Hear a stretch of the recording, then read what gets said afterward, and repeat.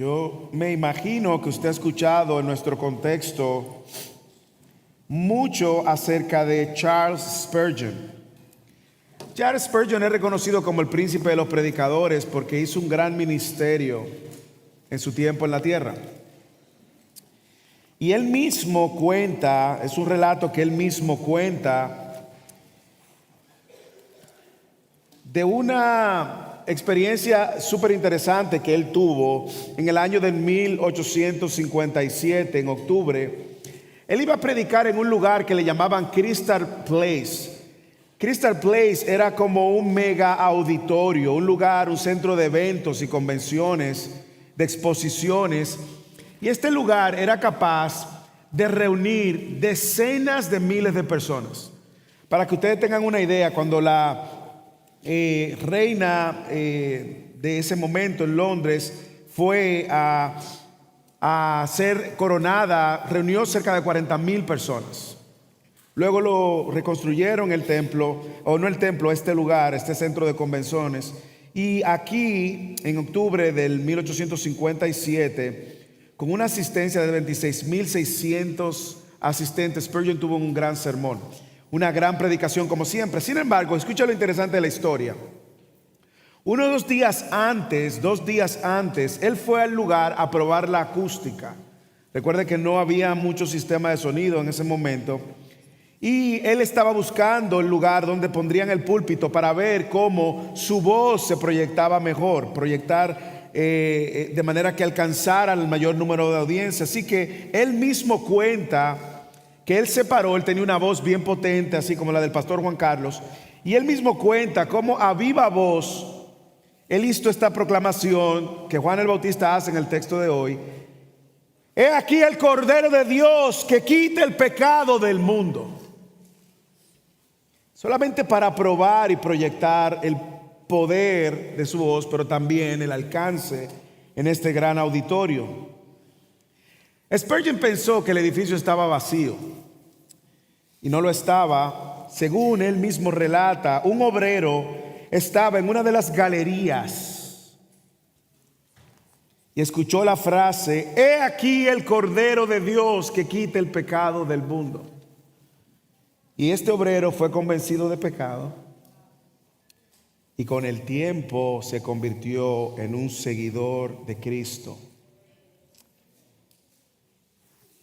El texto que tenemos delante de hoy es justamente esta proclamación de Juan el Bautista. Una proclamación sencilla, centrada en Cristo, para atraer seguidores de Cristo. Que de hecho ese es el título del sermón: seguidores de Cristo. Y estos versículos que tenemos hoy, que nuestra hermana, hermosa hermana diría yo, Betsy, leyó, es una especie de puente, una transición entre el ministerio que el Juan el Bautista nos viene presentando, o el ministerio que el apóstol Juan, el escritor, habla de su tocayo Juan el Bautista, una transición hacia el ministerio de Jesús, que desde a partir de ahora hasta el capítulo 12 veremos una serie de milagros que se van a estar presentando para, recuerde, validar que Jesús es el Cristo, el Hijo de Dios, y que al creer en Él tengamos vida eterna. O sea que a partir de ahora vamos a ver a el apóstol Juan también dando una serie de títulos de Jesús que son importantes y que vamos a ir viendo y navegando sobre ellos también en los próximos sermones. Pero aquí claramente Juan habla de que Jesús es el Cordero de Dios. Versículo 19 y 36, es el elegido de Dios. Versículo 34, es el Mesías. Versículo 41, y así veremos muchos títulos que Juan, el apóstol Juan, le da. Pero aquí tenemos la transición entre el ministerio de Juan el Bautista y el apóstol Juan.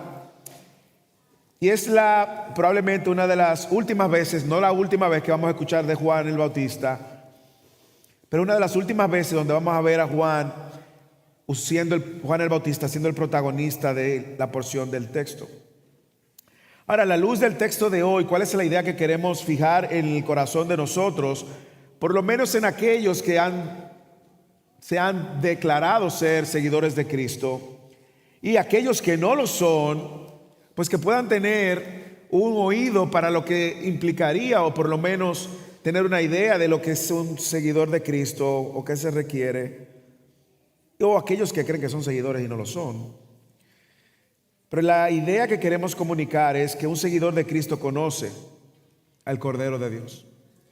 Lo ha conocido, no solamente lo ha conocido, sino que lo sigue sacrificialmente.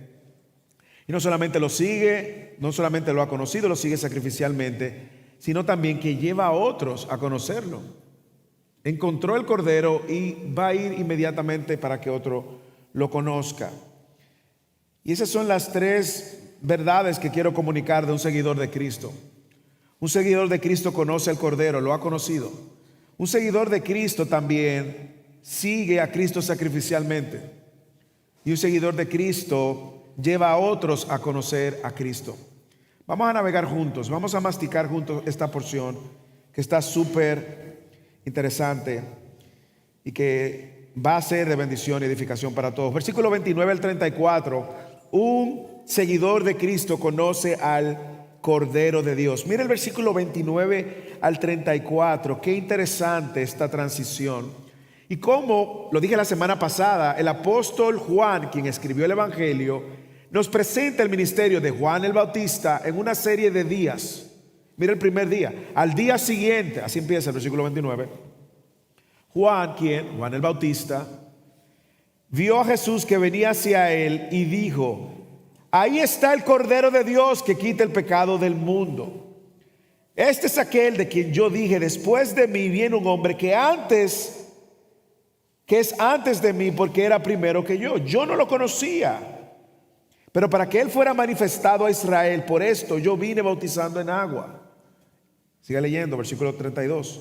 Juan también dio testimonio diciendo: ¿quién es Juan? Juan el Bautista. He visto al Espíritu que descendía del cielo como paloma y se posó sobre él. Y yo no lo conocía. Mire lo interesante de Juan el Bautista. Él dice: yo no lo conocía, pero él fue que me envió a bautizar en agua. El que me envió a bautizar en agua me dijo: aquel sobre quien veas al Espíritu descender y posarse sobre él, este es el que bautiza en el Espíritu Santo. Y yo lo he visto y he dado testimonio de él. Interesante, observe que el texto dice que Juan el Bautista no conocía y luego termina conociéndolo. Lo ve en el versículo 31, yo no lo conocía. Lo ve en el versículo 33, yo no lo conocía, pero Juan termina conociéndolo. Esta narración que vemos aquí es la versión de Juan del encuentro entre Juan el Bautista y Jesús. Cada evangelio narra su versión de cómo se encontró Juan el Bautista con Jesús. Esta es la versión del evangelio de Juan. Y en estos versículos nosotros estamos viendo el testimonio de Juan el Bautista con relación a su encuentro con Jesús en la identidad de Jesús. Y es interesante que Juan tiene un conocimiento claro al final de estas palabras.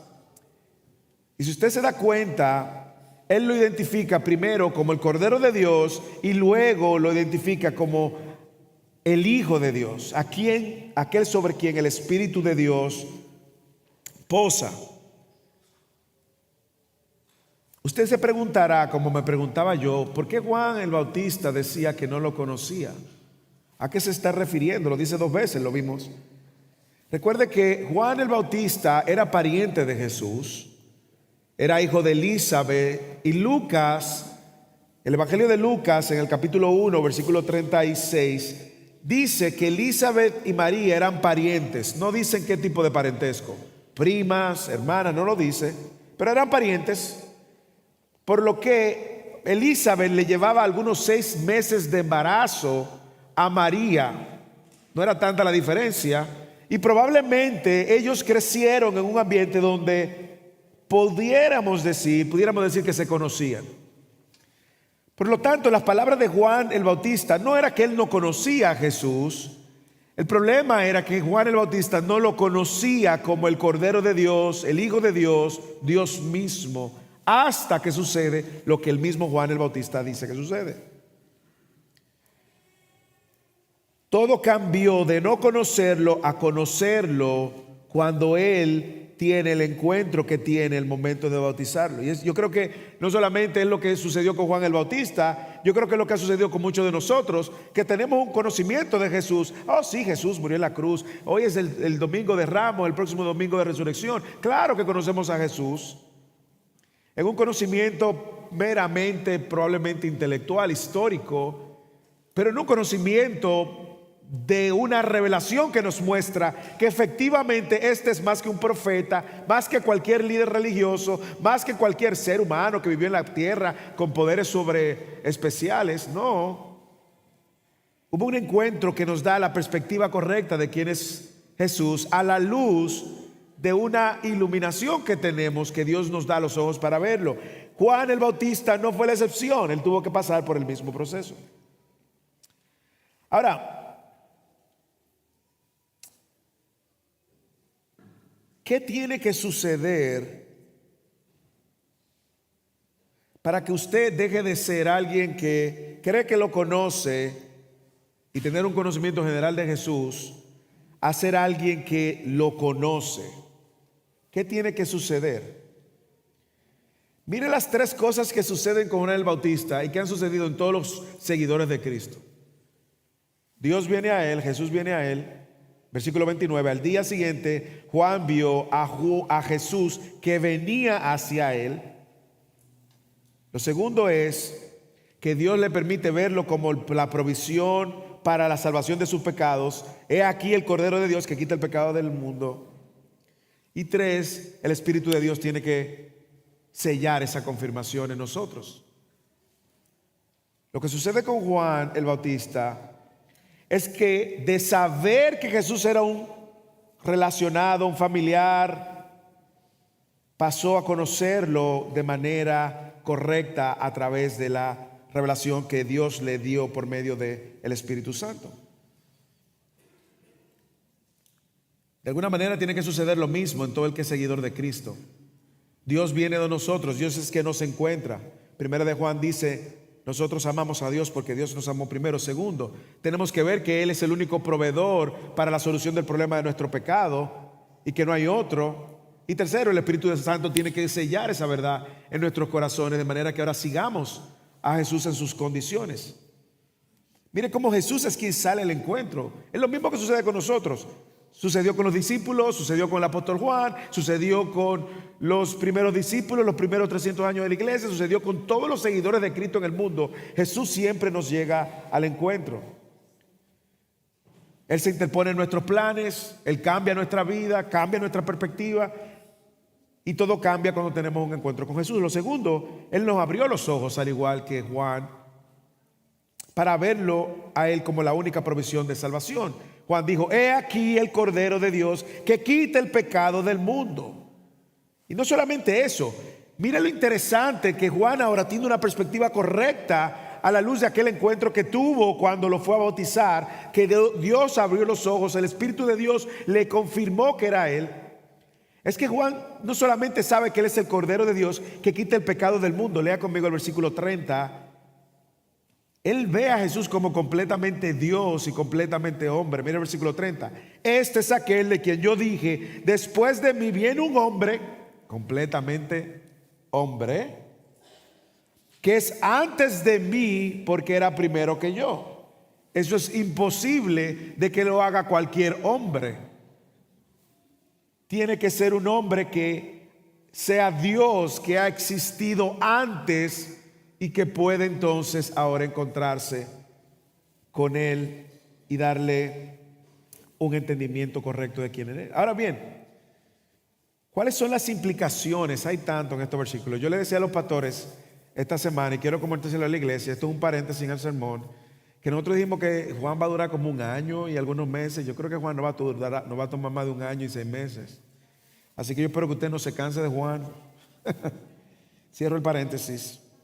Yo quiero que usted y yo nos detengamos en esta declaración, porque en esta declaración se encapsula el Evangelio. En la declaración que hizo Spurgeon en el auditorio: he aquí el Cordero de Dios. que la toma de Juan el Bautista.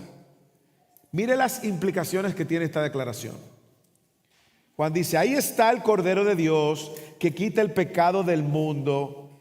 Y déjeme decirle que probablemente usted y yo no estamos tan familiarizados con estos términos, cordero y pecado. De hecho, si usted nos visita y no ha crecido en una cultura donde se habla de los sacrificios del cordero para expiar sus pecados, usted quizá tampoco va a entender mucho por qué estas palabras son tan importantes. Pero déjeme navegar sobre esta frase y lo que se significaba para los lectores originales.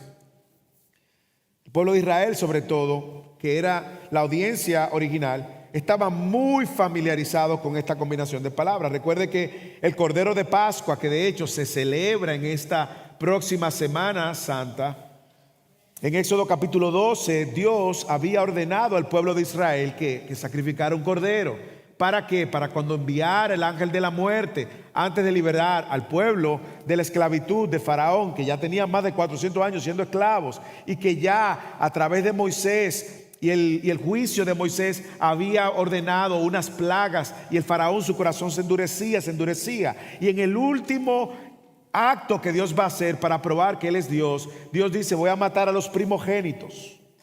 Pero pueblo, escúcheme bien, ustedes van a agarrar un cordero sin mancha, lo van a sacrificar, van a tomar la sangre, la van a poner en los dinteles, y cuando llegue el ángel de la muerte y vea la sangre, va a saber, ahí se expió por el pecado de esta gente y no lo va a matar a los primogénitos de esa casa. Eso sucede en Éxodo capítulo 12, en el versículo del 1 al 14. Luego, más adelante, nosotros vamos a ver que en el mismo libro de Éxodo se establecen dos tipos de sacrificios. Se establece un sacrificio diario, dos sacrificios diarios. En Éxodo 29 dice: esto se le ofrecerá sobre el altar, 2 corderos de 1 año cada día, continuamente. Ofrecerás uno de los corderos por la mañana y otro de los corderos en el atardecer. Ofrecerás el otro cordero al atardecer, con el que ofrecerás la misma ofrenda del cereal y de la misma libación de la mañana. Dice el texto de Éxodo: será esto holocausto continuo por las generaciones de ustedes delante del Señor, donde yo me encontraré con ustedes para hablar allí contigo. Usted está viendo cómo Dios, para la expiación de los pecados diarios, también había establecido el sacrificio de corderos. Más adelante en Levítico, entonces, capítulo 5, cuando alguien pecaba, confesará aquello que ha pecado y traerá al Señor su ofrenda por la culpa y por el pecado que ha cometido, un cordero o una cabra como ofrenda por el pecado. Entonces el sacerdote contará esto como expiación. Pero más aún, no solamente este era el medio como el pueblo también expiaba sus propios pecados, es que una vez al año el sacerdote tenía que entrar en un lugar donde solamente el sumo sacerdote podía entrar, expiar los pecados del pueblo. Y cuando el sacerdote salía con vida, porque si no salía con vida, si él no expiaba por sí primero y no salía con vida, entonces había ciertos problemas. Pero cuando salía, el pueblo hacía una celebración porque los pecados fueron aceptados, fueron perdonados y la ofrenda fue aceptada. Ese es el contexto en el cual la audiencia que está escuchando a Juan el Bautista escucha: ahí está el Cordero de Dios que quita el pecado del hombre, del mundo. Pero más aún, el pueblo también había escuchado una promesa, y es que el siervo sufriente sería un cordero. En Isaías capítulo 53, 6 y 7, todos nosotros nos descarriamos como ovejas, nos apartamos cada cual por su camino, pero el Señor hizo que cayera sobre él la iniquidad de nuestros pecados. Fue oprimido y afligido, pero no abrió su boca. ¿Cómo qué? Como cordero fue llevado al matadero, y como oveja que ante sus trasquiladores permanece muda, él no abrió su boca. Así que no solamente era la tradición del pueblo de sacrificar y expiar sus pecados, sino que también existía la promesa de que el siervo sufriente del Señor daría su vida también. Ahora, la audiencia tenía un entendimiento muy claro. De hecho, la palabra cordero en la Septuaginta, que es la versión griega del Antiguo Testamento, aparece 101 veces y 81 veces solamente para referirse a los sacrificios. Así que lo que Juan está diciendo es más que un recordatorio simple. Para nosotros quizás esto no suena tan contundente como sonaba para la audiencia que está escuchando, pero lo que Juan está diciendo va más allá. Juan está diciendo, este sistema levítico de sacrificios que ustedes acostumbran a tener, llegó a su fin. Porque ahí está el Cordero que quita el pecado del mundo. Llegó a su fin. Lo que Juan está diciendo, en otras palabras, es, no, Él no solamente quita el pecado del pueblo de Israel, sino de todo el mundo, de todas las personas, de todas las naciones. Y aquí está todo el evangelio, las buenas nuevas de salvación. ¿Por qué es muy completa? Observe conmigo, vamos a masticarla. Primero, cuando Él está diciendo, ahí está, o he aquí, Él está diciendo, no busquen a otro lado. Esta es la única provisión. No tienen que pensar en otro medio ni otra provisión para el pecado del hombre. Aquí está, ahí está, única, exclusiva. No hay más, no hay otro camino, no hay otra manera. Juan está dejando muy claro, hermanos, y todos que nos visitan, de que la provisión del pecado, el perdón de tus pecados, por más oscuros, feos, sucios que sean, solo encuentran provisión en una sola persona. Ahí está. Ahí está, no busques a otro lado. No es difícil de perderte, no hay otros caminos, no hay otras opciones. Juan el Bautista está diciendo, ahí está. Es muy específico. Por eso Jesús es muy específico también. Y por eso hemos dicho que la salvación es inclusiva, no como el inclusivismo lo ve en la cultura ahora. Es inclusiva porque no rechaza a nadie que se arrepienta, pero es exclusiva porque solamente es a través de Él, ahí está. Es a través de Cristo, no los mormones, no los musulmanes, no los budistas, no los hinduistas, perdón, ahí está, es exclusiva. Y es glorioso. Lo que deja claro que no hay manera de conocer a Dios si no es reconociendo que hay uno que quita el pecado y es Él. Esta verdad también nos deja claro que hay una realidad con la cual el hombre tiene que lidiar y es el pecado. El hombre ha pecado y ese pecado pone un distanciamiento entre el hombre y Dios. Usted ha pecado, yo he pecado, el Papa ha pecado, María Teresa de Calcuta ha pecado, la Virgen María pecó, todos hemos pecado, dice Romanos capítulo 3. Si usted nació después de Génesis 3, usted también ha pecado. Y ese pecado te pone en un distanciamiento eterno de Dios.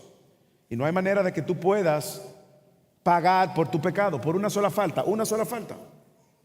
Ayer en el retiro de hombres hablaba con un hombre que nos visitaba y le explicaba esto, un solo pecado. Él me decía, no, yo no soy tan malo.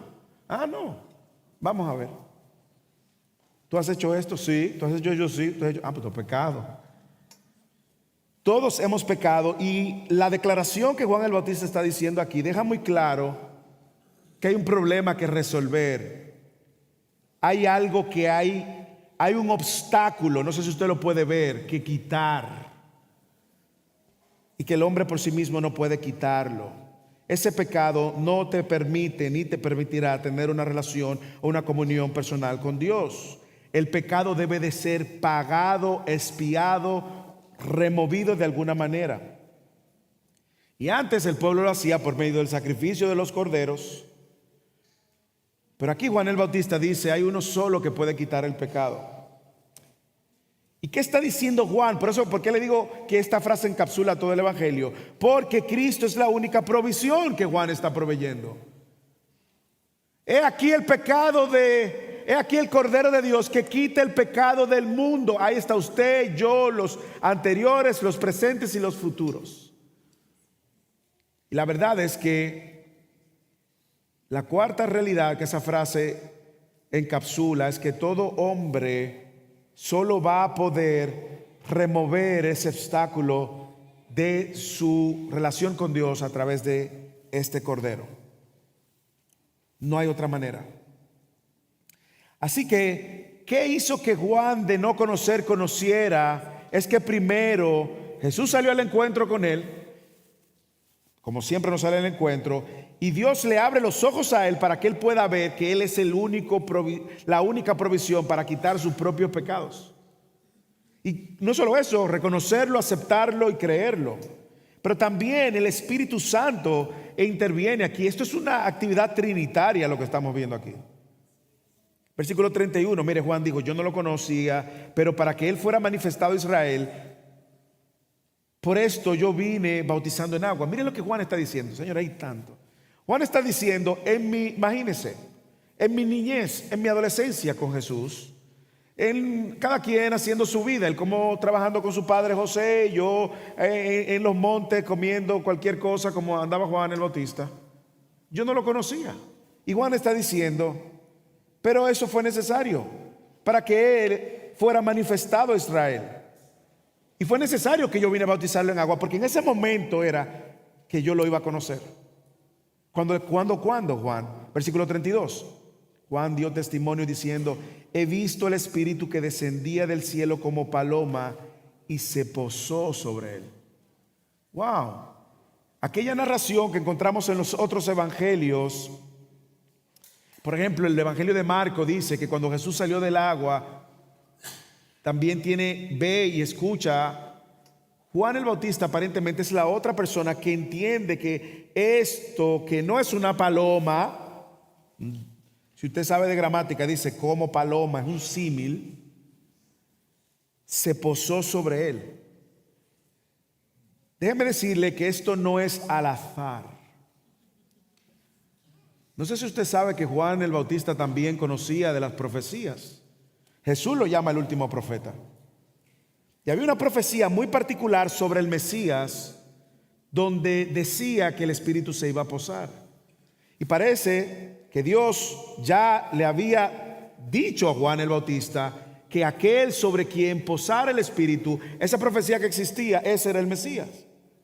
Lo que parece que cuando él ve que ese Mesías es Jesús, sus ojos se engrandecen.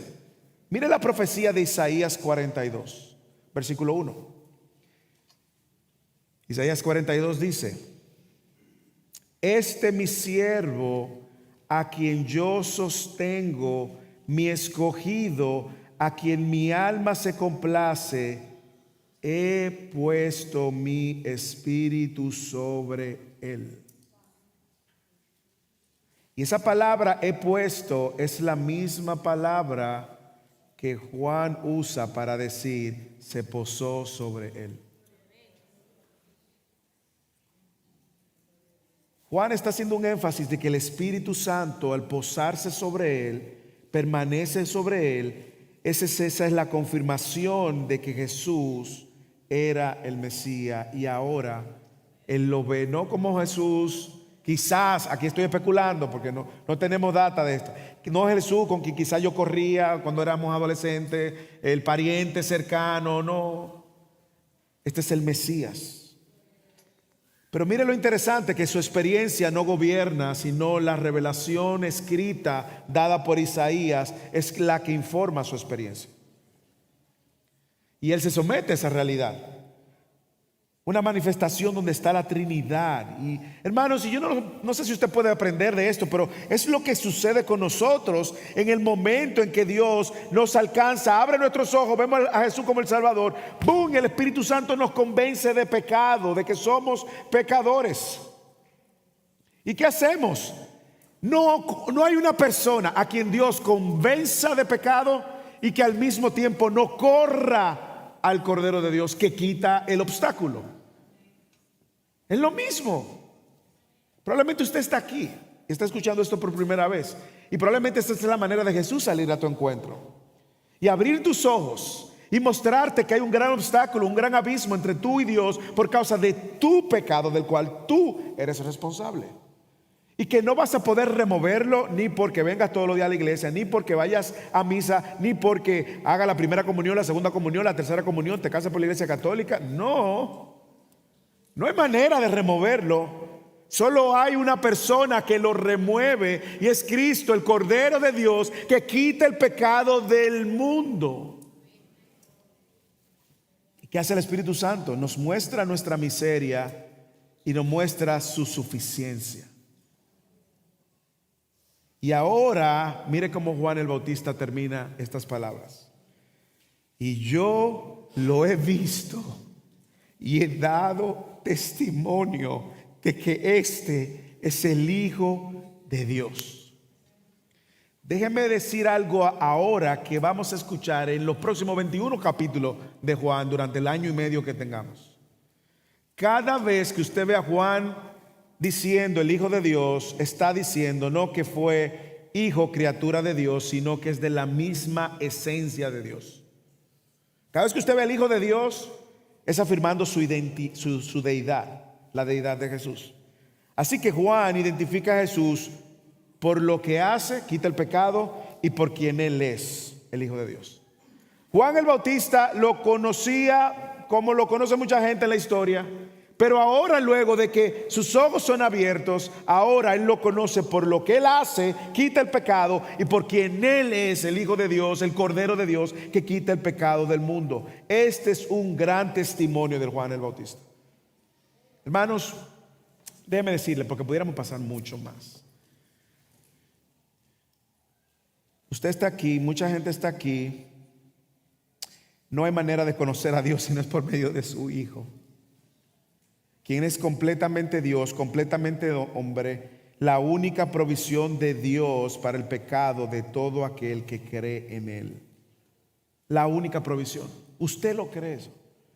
¿Usted se recuerda cuál es el propósito del Evangelio? Que crean que Jesús es el Cristo, el Hijo de Dios, y a creer en Él tenga vida eterna. Juan 20:31. Y yo te pregunto, ¿tú crees eso? Jóvenes, ¿ustedes creen eso? Adolescentes, ¿ustedes creen eso?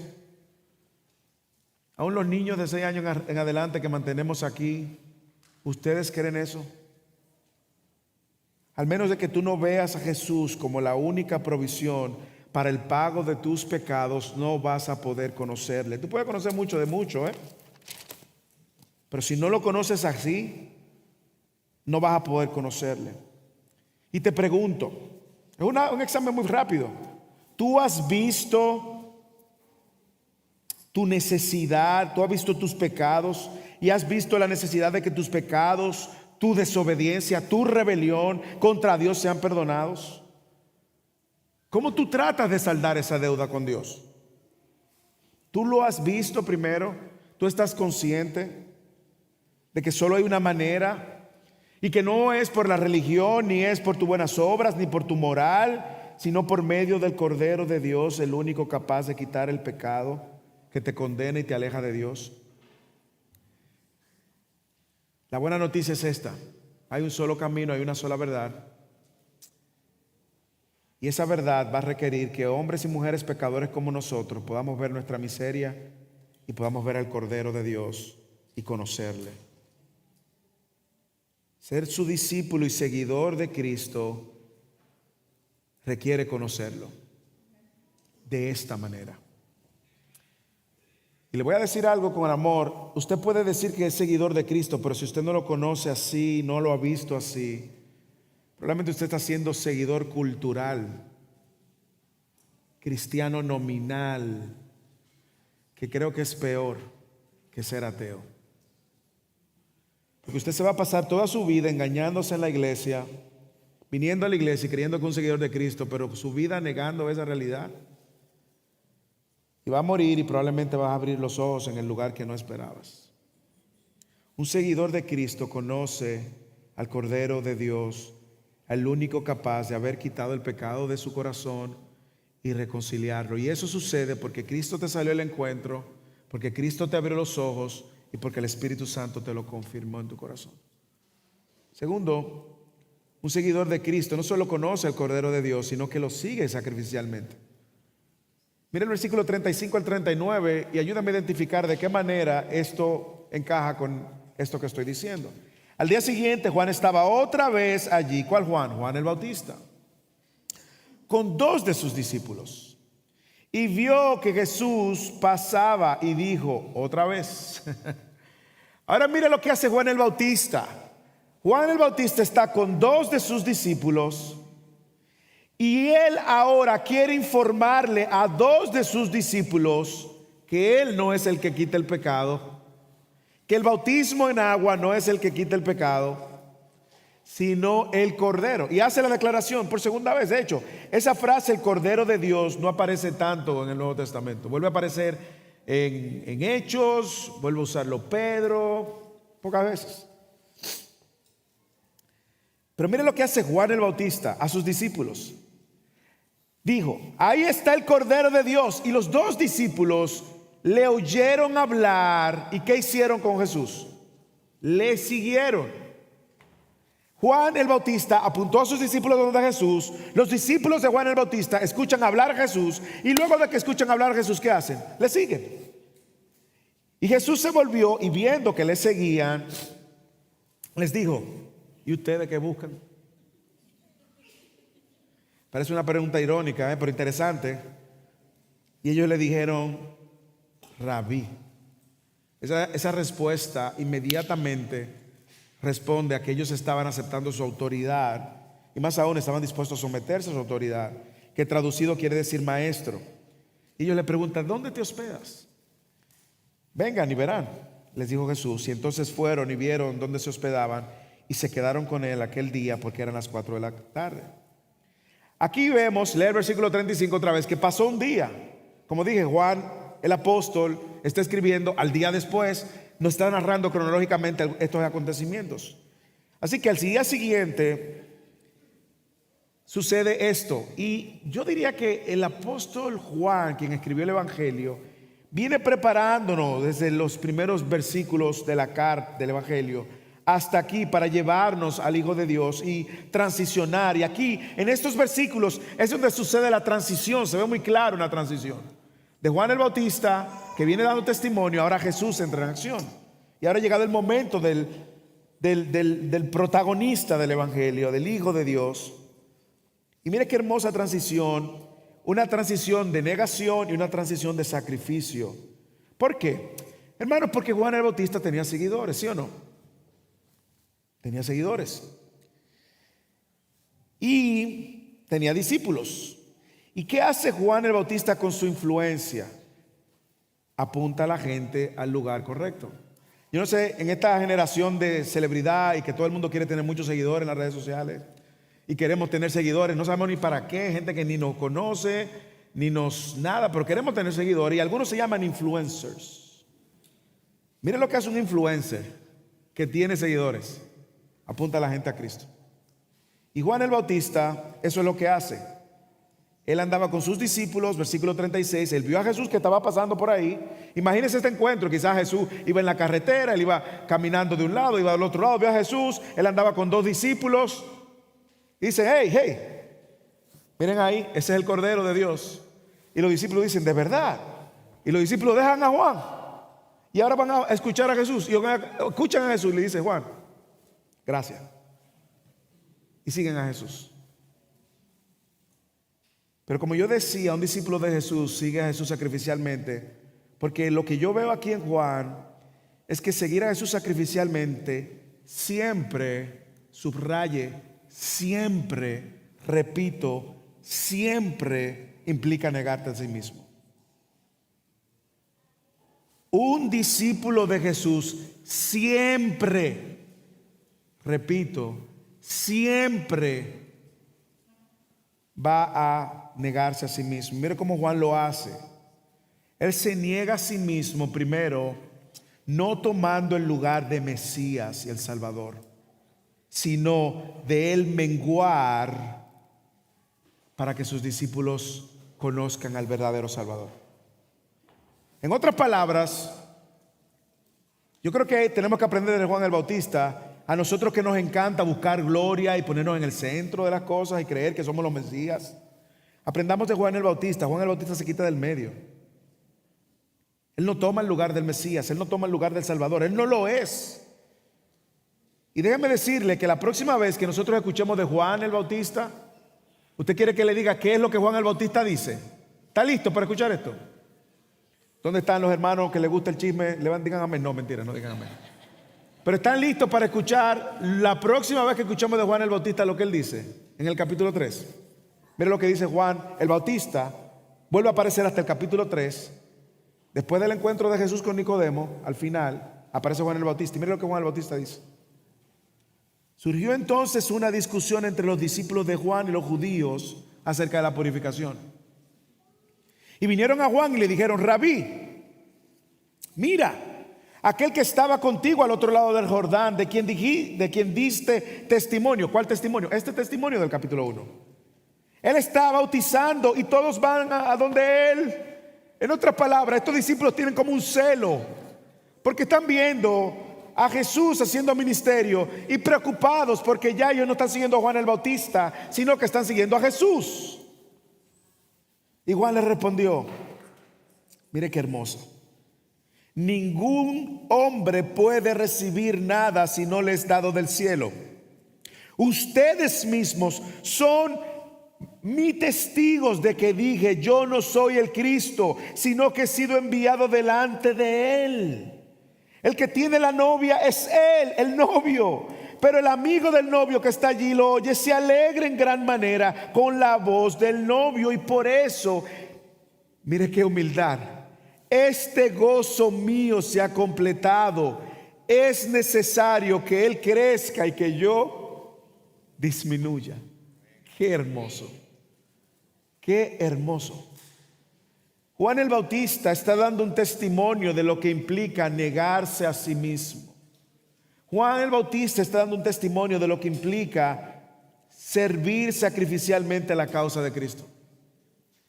Y es impresionante que Juan el Bautista, cualquiera estuviera debatiéndose: ¿quién es mayor? ¿Quién tiene más seguidores? ¿Quién? Pero mira, aquel está haciendo ministerio y aquel que sé yo cuándo, y se están yendo donde ellos. No. Yo le dije a ustedes que yo no soy el Mesías. Y yo le dije a ustedes que yo vine delante de él, pero yo me alegro con el novio. Porque es necesario que él crezca y que yo disminuya. Por eso Juan sigue sacrificialmente negándose a sí mismo y desprendiéndose gozosamente de sus discípulos para que sigan al verdadero maestro, hermano.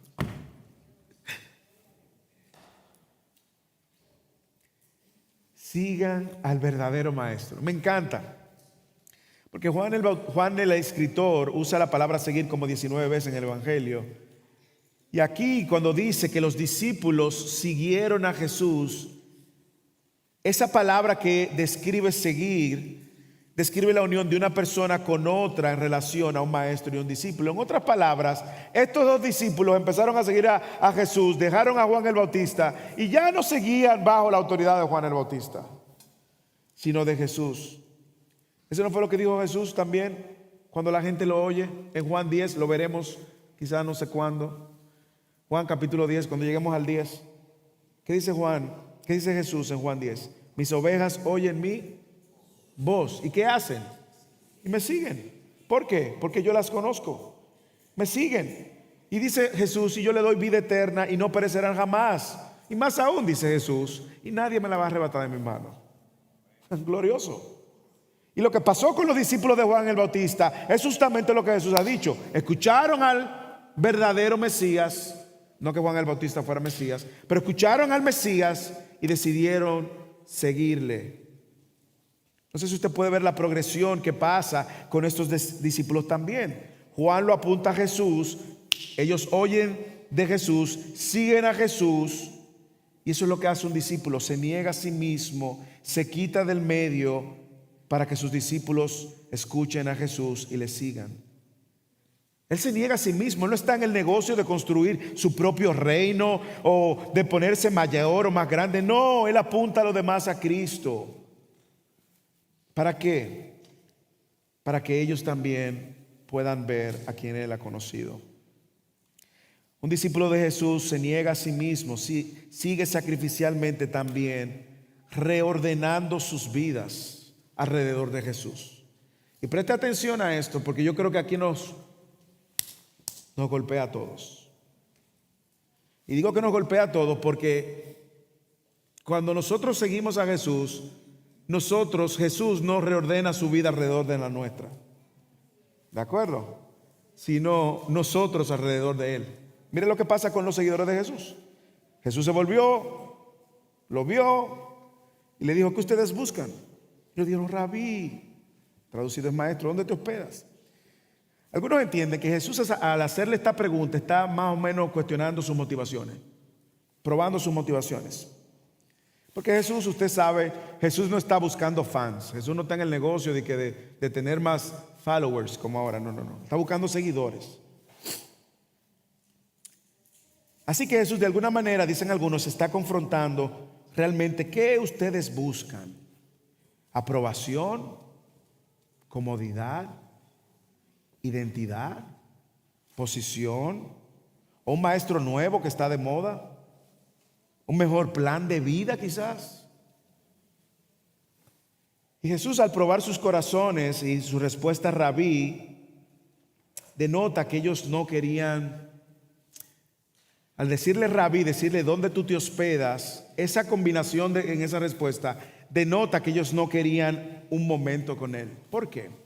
Bueno, porque la cultura de los rabí era que cuando tú tenías un nuevo seguidor, ese seguidor, y el rabí te decía: sígueme, ese seguidor se mudaba básicamente contigo. Tú te ibas con él a todos los lugares. De hecho, todavía es así en Israel. Los rabí que tienen su talmidín, sus discípulos, esos talmidín siguen detrás del rabí donde quiera que el rabí va. Por lo tanto, cuando ellos le dicen: Rabí, ¿dónde te hospeda?, le está, de alguna manera, implícitamente le están diciendo: Señor, tú eres el maestro, nos sometemos a ti, pero dinos de tu vida, ¿cuál es el próximo paso? Lo cual algunos entienden de que ellos querían algo más que, no algo superficial, sino querían cercanía. Y por eso Jesús le dice: vengan y verán. Vengan y vean. Y fueron donde él se hospedaron y se quedaron con él aquel día. Y me imagino que aquella noche fue una noche de pura conversación, preguntas y respuestas. Ahora mire cómo el discípulo que sigue a Jesús no está buscando a Jesús por conveniencia, sino por permanencia. 2026, usted, yo. Si Jesús estuviera aquí hoy y le dijera: hey, ¿qué tú buscas? ¿Por qué vienes a Jesús?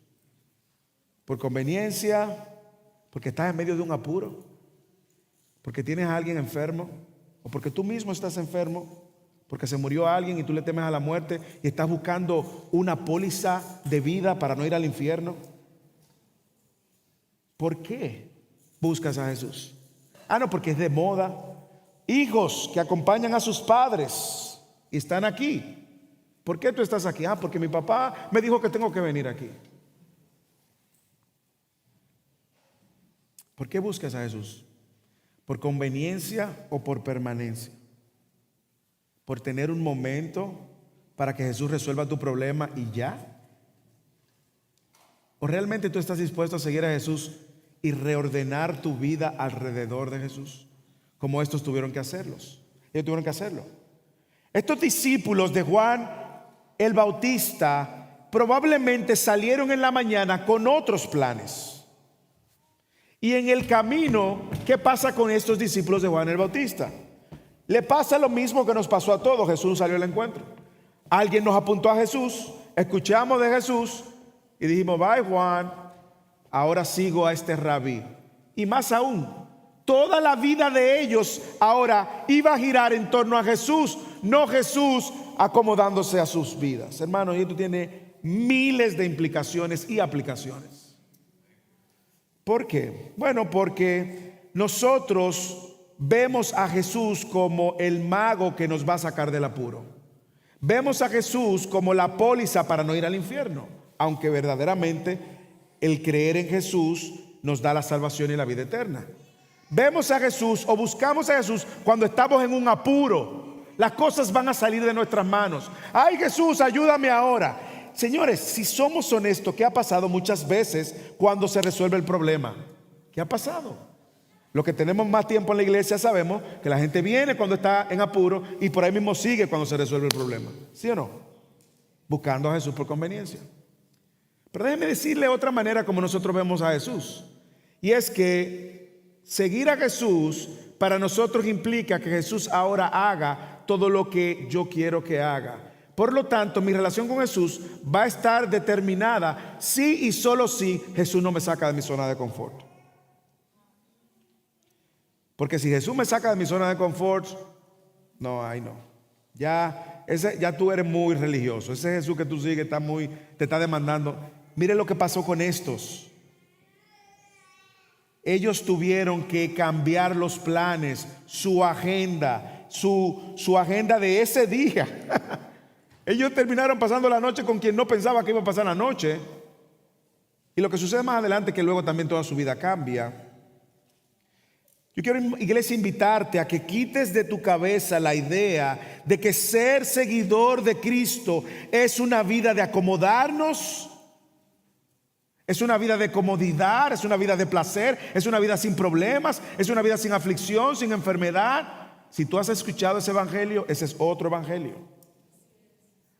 Ser seguidor de Jesús no es tener cosas materiales y que Dios responda a todas mis oraciones porque yo soy la hija favorita, el hijo favorito de Dios. No, no lo eres. Nada más hay un hijo favorito de Dios y es Cristo. Y por medio de Cristo Dios nos ve a todos como a Cristo. ¿No fue Jesús que dijo en Mateo 16, 24? Si alguien quiere venir en pos de mí, ¿qué dice? Niéguese a sí mismo, tome su cruz y sígame. Yo creo que Jesús fue muy claro. Ser un seguidor de Jesús es una invitación a una vida sacrificial en todas las áreas de tu vida. En todas, piénsalo. Es vivir de manera sacrificial. Es negándote a ti mismo. Eso aplica en todas las áreas de tu vida. Tú estás casado, en el matrimonio. Tú estás criando, en la crianza. Tú eres hermano tienes hermanos en esa relación entre hermanos. Tú eres soltero, en esa manera también de vivir la soltería. Tú eres viuda o enviudaste, también en tu viudez. Es negarte a ti mismo. Un seguidor de Cristo se desprende de sí mismo y su vida ahora se reordena alrededor de las prioridades de Jesús, no de la otra, no al revés. ¿Por qué tú sigues a Jesús? Eclesía, aquí está la pregunta para todo el que está escuchando, todo el que nos visita. ¿Por qué tú sigues a Jesús?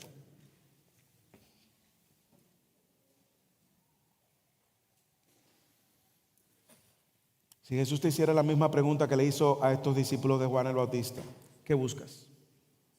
¿Qué buscas? ¿Que te responda las oraciones? ¿Comodidad? ¿Paz interior?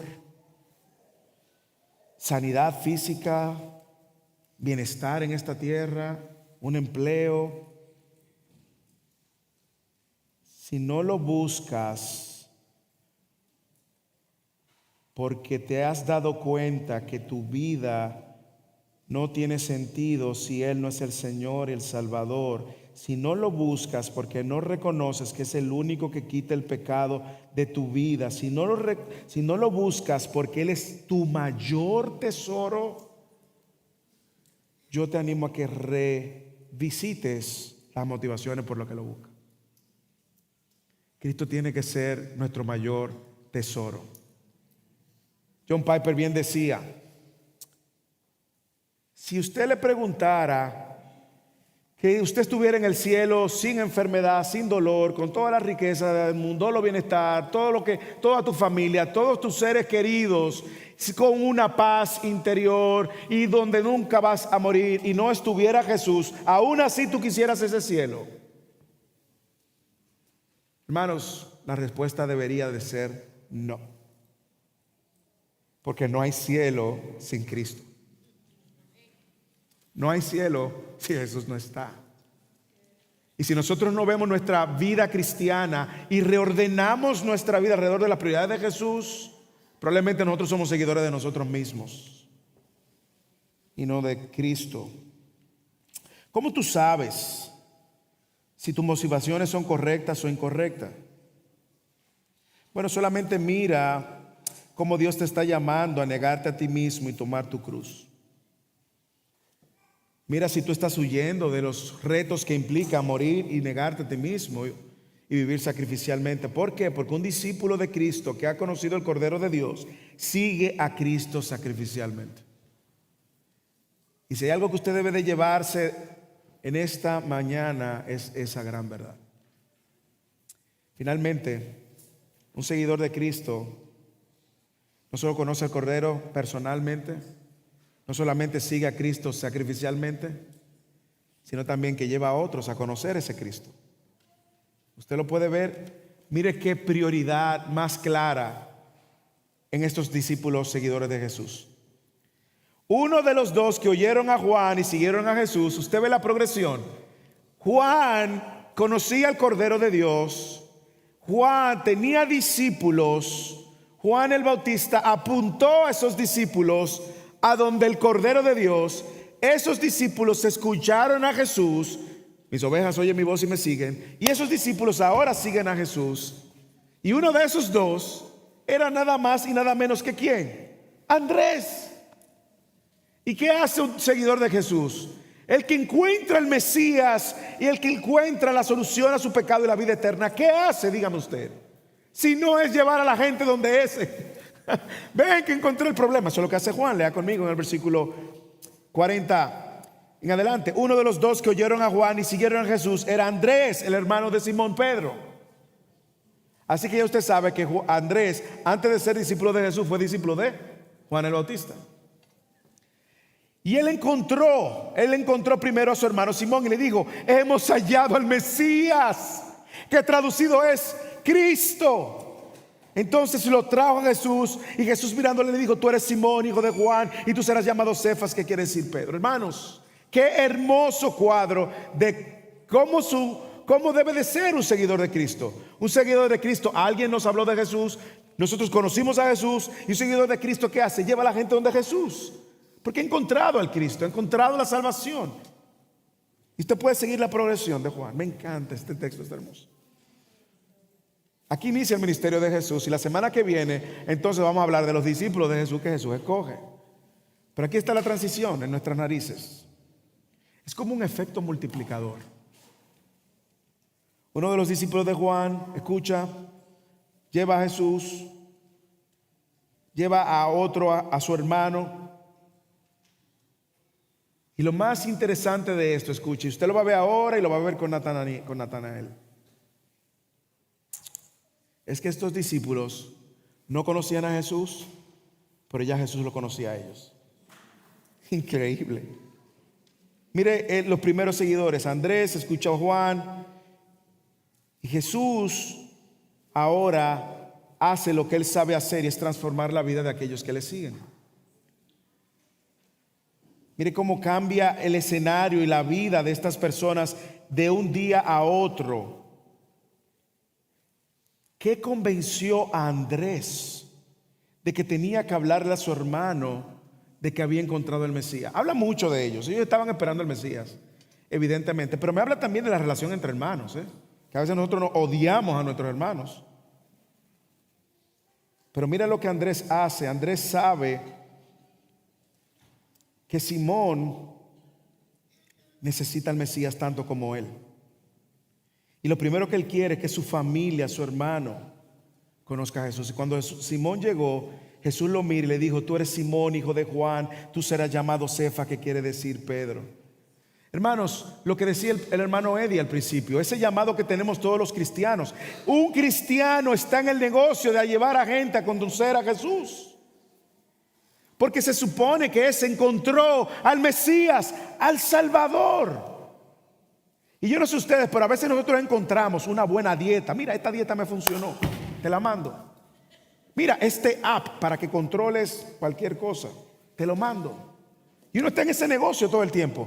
¿Y qué te funcionó? ¿Qué muchacho? Pero tú se has rebajado rápido. He bajado. El pastor Juan Carlos le va a decir 37 libras.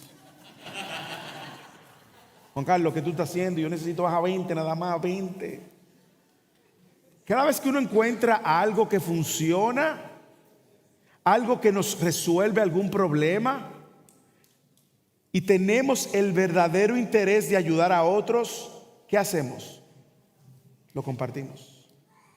La pregunta eclesia es si vamos a hacer lo mismo con Cristo.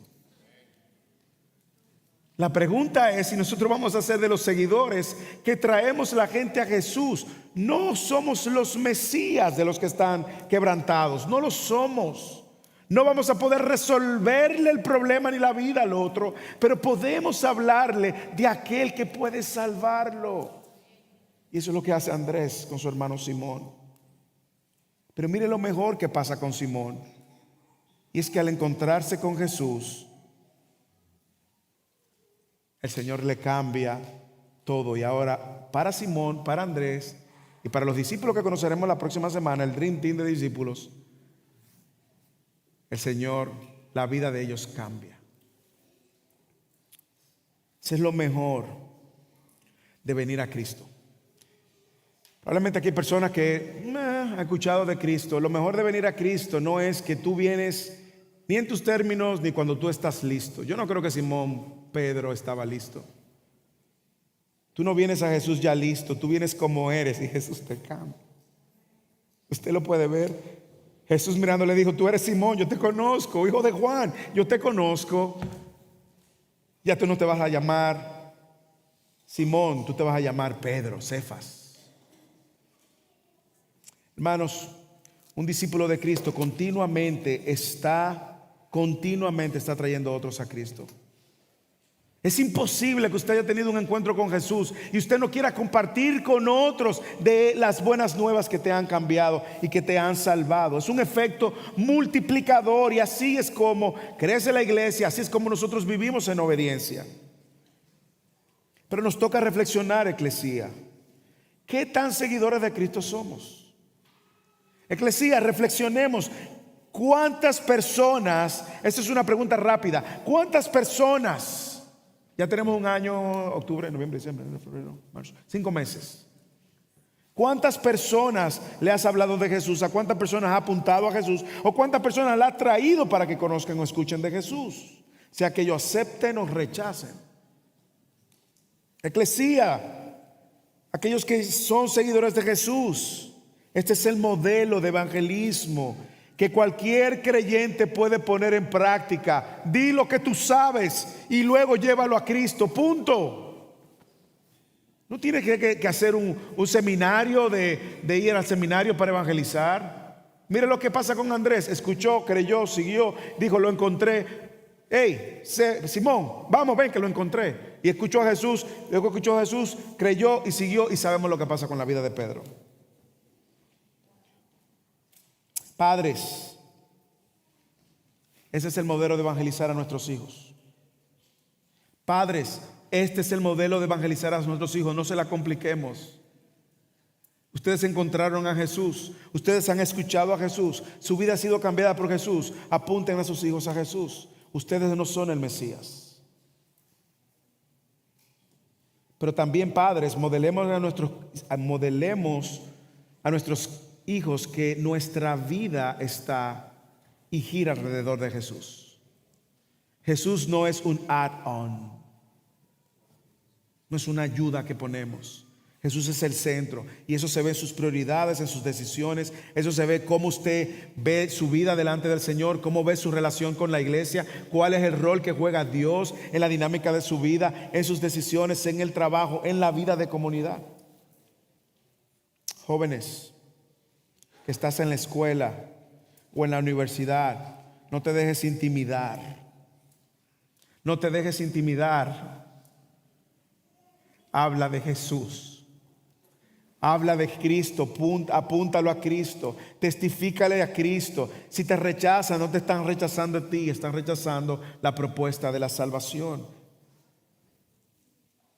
Este es nuestro llamado, esta es nuestra responsabilidad. Sabemos que es la gran comisión. Y es nuestro llamado, hermanos, y con esto termino, apuntar a otro, a la única provisión de Dios para quitar el pecado. Seamos como Juan el Bautista, andemos por ahí diciendo a nuestro trabajo, a nuestra familia, a nuestros hijos: he aquí el Cordero que quita el pecado del mundo. El mundo necesita escuchar que es pecador y que solo hay una provisión, y es el Cordero de Dios, es Cristo. Eso estaba en el Antiguo Testamento muy claro, en el Primer Testamento, eso está en el Nuevo Testamento muy claro también. Pero más aún, hermanos, no solamente está en el Antiguo Testamento, en el Nuevo Testamento, no solamente lo escuchamos ahí. Escúcheme ahora. Este Cordero que Juan el Bautista proclamó, escúcheme ahora, es el Cordero que luego en su regreso juzgará a las naciones. Es el Cordero que en el futuro también recibirá a los suyos. ¿Usted no lo cree? Déjeme demostrárselo con la Escritura. Apocalipsis capítulo 5. Cuando el apóstol Juan vuelve a escribir del Cordero. Con esto termino. Capítulo 5, versículo 1 en adelante. Mire si el Cordero va a tomar juicio contra los pecadores que no se arrepienten, pero también va a recibir a aquellos que son suyos. En la mano derecha de aquel que estaba sentado en el trono vi un libro escrito por dentro y por fuera, sellado con 7 sellos. Y vi también a un ángel poderoso que anunciaba a gran voz lo que cantábamos hoy: ¿quién es digno? ¿Quién es digno de abrir el libro y de desatar sus sellos? Lo que cantábamos. Y nadie, ni el cielo, ni la tierra, ni debajo de la tierra podía abrir el libro ni mirar su contenido. Yo lloraba mucho. ¿Quién está escribiendo? Juan, no Bautista, Juan el que escribió el Evangelio de Juan. Yo lloraba mucho porque nadie había sido hallado digno de abrir el libro ni de mirar su contenido. Versículo 5. Entonces uno de los ancianos me dijo: no llores.